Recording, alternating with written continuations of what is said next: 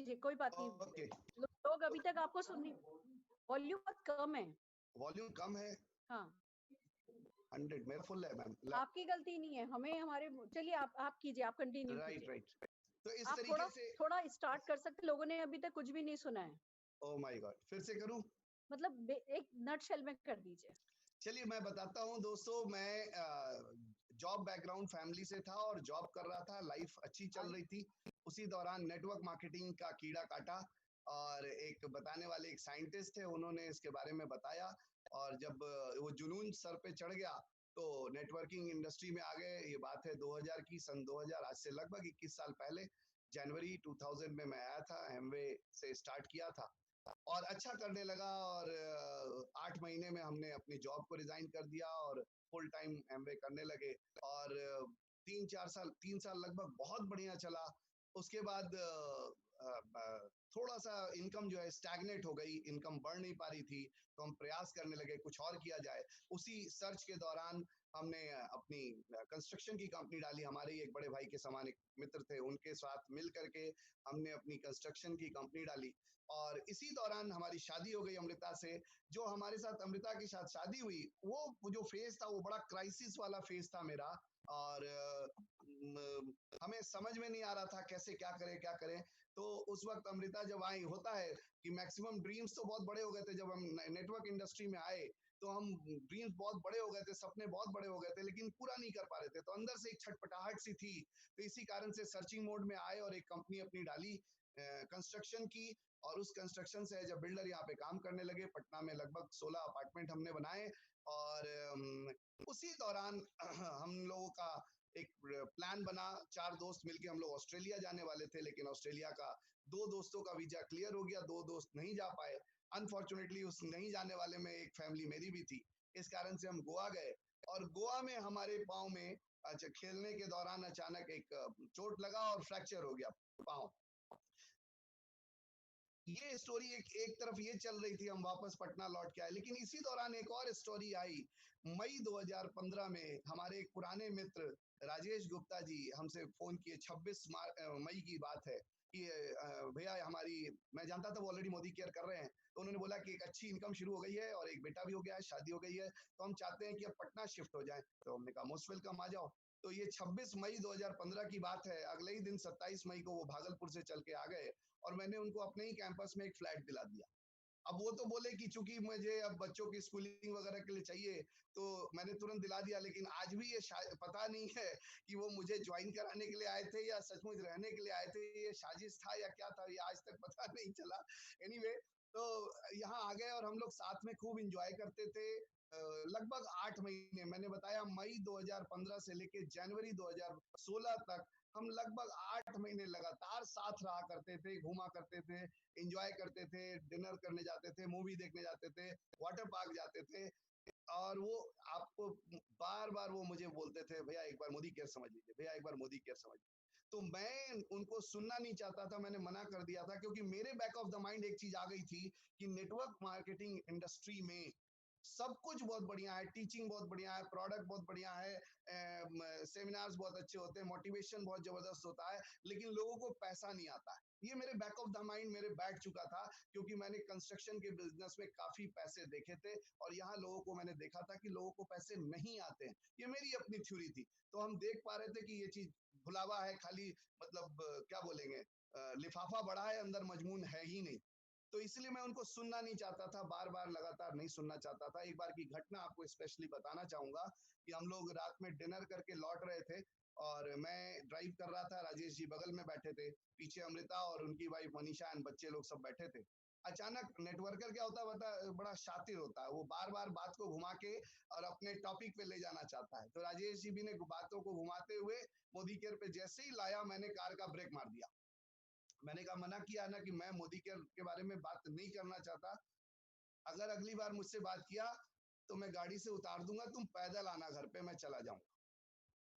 हम लोग घर आए, अमृता काफी नाराज थी उस दिन। आप बोले आप बड़ा बदतमीजी करते हैं, बताइए राजेश भैया को आपने ऐसे कर दिया।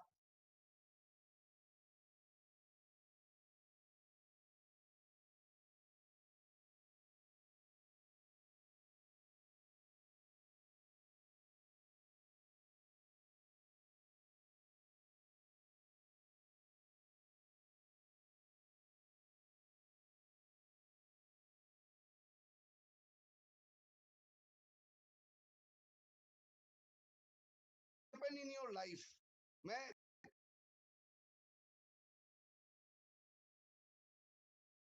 करना नहीं छोड़ा। हुआ क्या कि जब मैं गोवा से लौटा अपनी टांग तुड़वा के, मैं छत पे लेटा था धूप में, अचानक राजेश जी आए, बैठ के बातचीत हो रही थी और उस दिन फिर से उनको मौका मिल गया, बोले भैया आज आप एक बार सुन लीजिए। हमने मुझे भी लगा चलो इतने दिनों से बोल रहा है, इसका मन रख लेते हैं और मेरे को भी कहीं जाना नहीं, कोई काम नहीं है, घर पे ही बैठना है, तो मैं सुनने लगा। वो दौड़ के भाग के गया, बैग लेके आया और सारा चीज उसने प्लान दिखाना शुरू किया, ब्ला ब्ला ब्ला ब्ला। यकीन मानिए दोस्तों, राजेश जी ने उस दिन जो कुछ भी बताया 99% मैंने नहीं सुना, क्योंकि वो नीचे कागज पेन पे बता रहे थे, मैं सोच कहीं और रहा था, गिट्टी वाले को पैसा देना है, छड़ वाले को इतना देना है, ये करना, उससे ये लाना है, मैं दिमागी था। मैं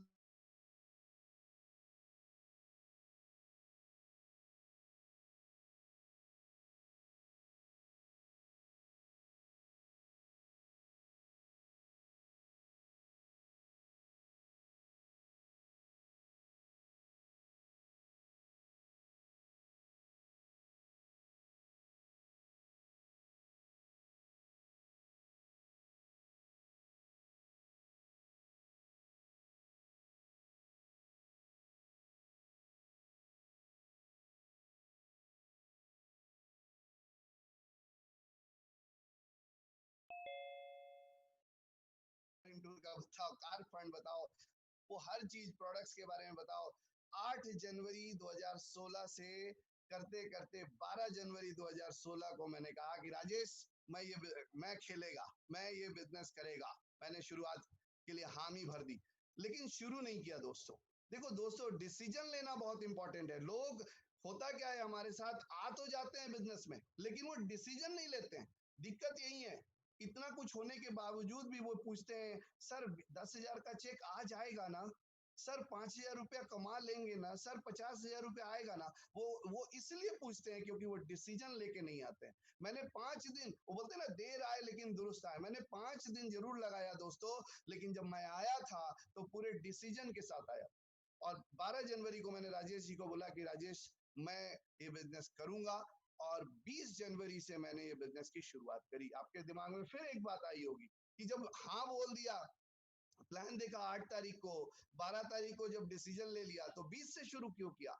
दोस्त, मैं तैयारी कर रहा था, तैयारी जीत की। जब हम 1 सप्ताह के लिए कहीं घूमने जाते हैं, 2 दिन के लिए कहीं घूमने जाते हैं, तो हम अपनी पैकिंग करते हैं, तैयारी करते हैं। तो यहाँ तो मैं अपनी जिंदगी की एक बहुत लंबी पारी खेलने जा रहा था, तो हमें तैयारी करनी पड़ेगी। बहुत सारे लोग हैं जो बिना तैयारी किए बस कूद जाते हैं। मैंने उन 8 दिनों में मोदी केयर के बारे में जो कुछ भी जानकारी हमें मिल सकती थी, मैंने लेने की कोशिश की, चाहे वो प्रोडक्ट की हो, चाहे वो कंपनी की हो, चाहे वो प्लान की हो, चाहे वो फीचर्स की हो, और सारे प्रोडक्ट्स को टेस्ट किया, एक एक प्रोडक्ट चेक किया, क्या क्या चीज है, नहीं जरूरत थी फिर भी उनको ला करके अपने घर में यूज करना शुरू किया, ताकि हम लोगों को उसके बारे में बता पाए। और 20 जनवरी 2016 से हमारे बिजनेस की शुरुआत हुई। शुरुआत होने के पहले एक घटना हुई। राजेश जी ने एक दिन, मैं मुझे याद है ड्राइंग रूम में हम बैठे थे, अमृता मटर छील रही थी और मैं कुछ पेपर वर्क कर रहा था और राजेश जी इनसे बात कर रहे थे। तो राजेश जी ने इनको बोला, भाभी भैया बहुत बढ़िया कर लेंगे मोदी के में और बहुत जल्दी 1 लाख की इनकम पे पहुंच जाएंगे। इसने अमृता ने बोला छोड़िए ना, जो आता है ऐसे ही बोलता है, आप भी शुरू हो गए। मेरा कान खड़ा हो गया, क्योंकि इतने साल एमवे करने के बाद जो मेरा हाईएस्ट चेक था वहां से, वो 78,000 रुपीज का था। और कुछ फॉरेन ट्रिप्स हमने लिए थे, इनको नहीं ले जा पाया था, अपनी मदर को ले गया था, खुद भी गया था, तो इनके साथ एक मलाल था फॉरेन ट्रिप नहीं जाने का। तो मेरा कान खड़ा हो गया, हमने कहा राजेश क्या बोला, 1 लाख की इनकम पे यहाँ कब पहुंचेंगे? उसने बोला भैया 3 महीने में पहुंच जाएंगे।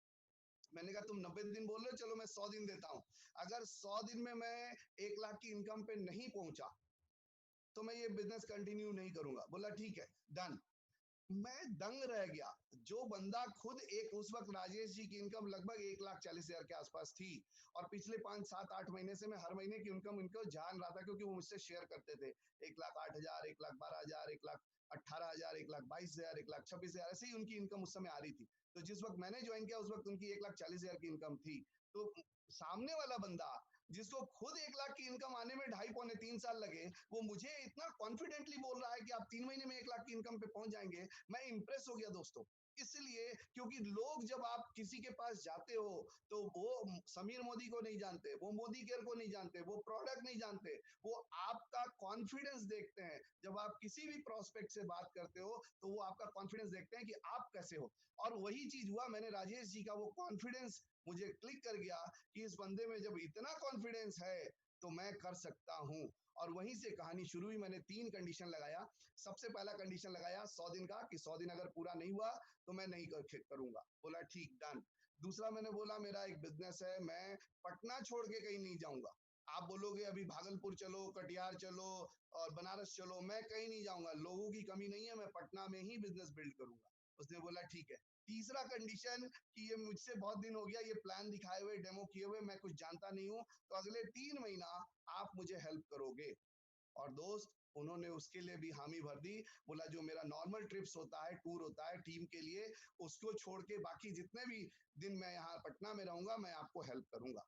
मैं शुक्रगुजार हूं क्योंकि राजेश गुप्ता सर उस समय रॉयल ब्लैक डायमंड थे और आरबीडी होकर के उन्होंने ये तीनों कंडीशन मेरे मान लिए और मेरे साथ इतनी जबरदस्त मेहनत करी। मैं आपसे बातचीत करूंगा और किस तरीके से वो सारा संयोग बना। लेकिन वहीं से इस मोदी केयर के करियर की शुरुआत हुई। और मैं चाहूंगा कि इस पूरे प्रकरण में, बल्कि पूरी मेरी लाइफ में, जो हमारी प्रेरणा है, जो हमारे साथ एनी टाइम खड़ी रही, सब चीज उस एक मजबूत पिलर की तरह, और हमें एक बैक फोर्स दिया हमेशा। तो मैं उनसे आपसे रिवरी कराना चाहता हूँ, my beautiful wife Amrita Gupta. Over to Amrita please. Good morning to all of you.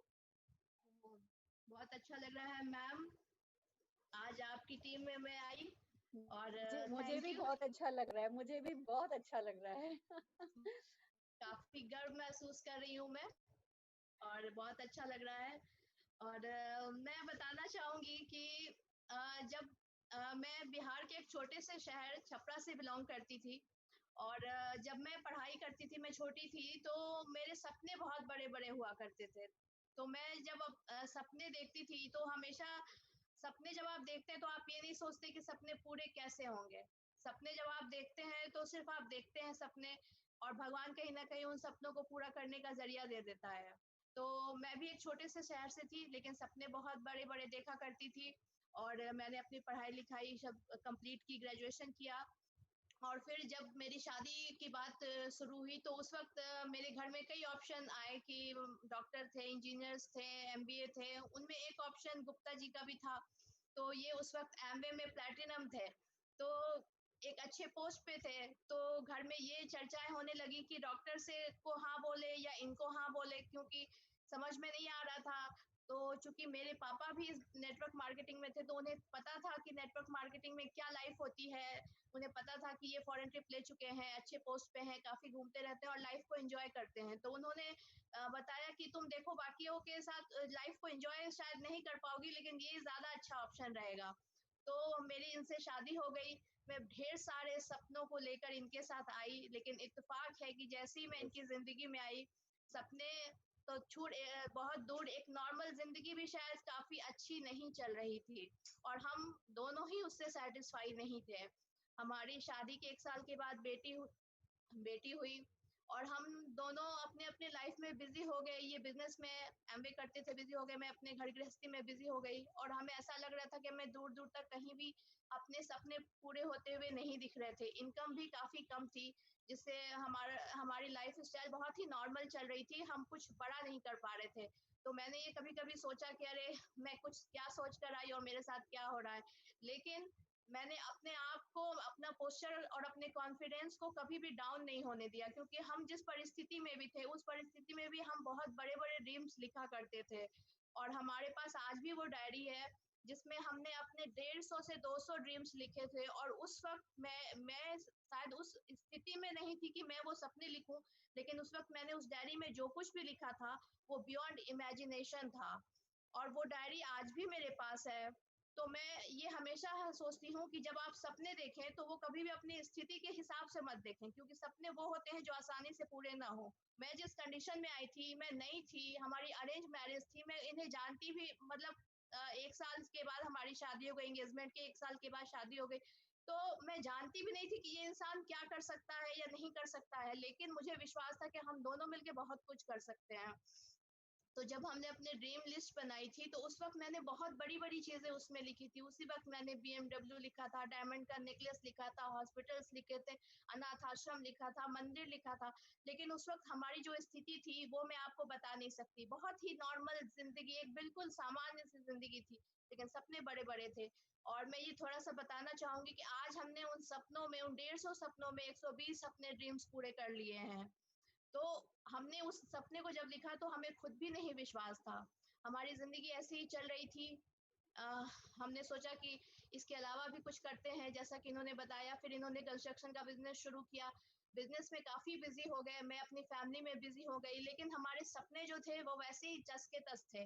तो जब मैं पहले जिस कंपनी में थी, वहाँ मैं ये था कि हमारा डेडिकेशन बहुत हाई था।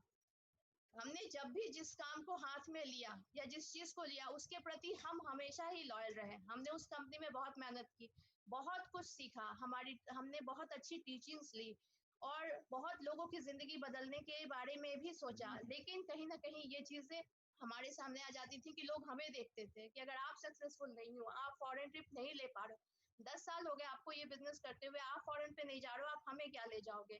उस वक्त जब ये लोग मजाक उड़ाते थे, उस वक्त लोगों के घर अगर मैं प्रोडक्ट बताने जाती थी, तो उस वक्त लोग हमें कहते थे कि अरे मैंने बहुत सुना है, बहुत अजीब तरीके से ट्रीट करते थे। तो उस वक्त कभी कभी मैं झल्ला जाती थी कि मुझे नहीं करना ये बिजनेस, लोग तो यहाँ रिस्पांस नहीं देते। लेकिन फिर भी मैं दूसरे दिन किसी को बताती थी बिजनेस के बारे में, सपनों के बारे में, और हम सफलता नहीं पाते थे। मैं उस वक्त जब हमारा लास्ट 12 ईयर पे हम ये डिसाइड होता था कि हम ट्रिप पे नहीं जा रहे हैं, और जब ये बोलते थे तो उस वक्त मैं आँख से आँसू तो नहीं आते थे, लेकिन मैं दिल से बहुत रोती थी, क्योंकि मुझे फॉरेन ट्रिप का बहुत शौक था और मैं बहुत दुखी हो जाया करती थी। फिर जब इन्होंने कंस्ट्रक्शन का बिज़नेस शुरू किया, तो ये हमेशा कहते थे कि चलो, जब चलना है, कहाँ चलना है, चलो ले चलते हैं। लेकिन इत्तेफाक हो जाती थी कि टाइम नहीं था, पैसा तो था लेकिन टाइम नहीं थी। फिर हमारी ज़िंदगी में मिस्टर राजेश गुप्ता एंड मनीषा कंचन आए। मैं दिल से उन्हें थैंक्स कहना चाहती हूँ कि उन्होंने हमें ऐसी अपॉर्च्युनिटी बताई। जब इस बिज़नेस में हम आए, हमने प्रोडक्ट को के डेमोज़ देखे। प्रोडक्ट का प्लान तो मैंने नहीं उस समय समझा, लेकिन मुझे प्रोडक्ट बहुत पसंद आए, क्योंकि पहले मैं जिस प्रोडक्ट को यूज़ कर रही थी, उसकी क्वालिटी तो अच्छी थी, लेकिन रेंज काफ़ी हाई थे। इस प्रोडक्ट को जब मैंने यूज़ करना शुरू किया, तो मुझे किसी ने नहीं बोला कि बिज़नेस कैसे करना है। मैं बिल्कुल शुरू हो गई। मैं बिल्कुल शुरू हो गई इस बिज़नेस को करने के लिए, क्योंकि 2 चीज़ें इस बिज़नेस में मुझे बहुत ही सेल्फ सैटिस्फैक्शन दी। जो चीज़ें थी प्रोडक्ट, जब मैं प्रोडक्ट अपने फ्रेंड्स में, किसी सर्कल में किसी को बताती थी या अपने रिलेटिव्स को बताती थी, तो उस वक़्त मैं ये सोचती थी कि मैं उसकी मदद कर रही हूँ। उस वक़्त मेरे दिमाग में बिज़नेस नहीं चल रहा होता था, क्योंकि मुझे पता है कि रेंज इतने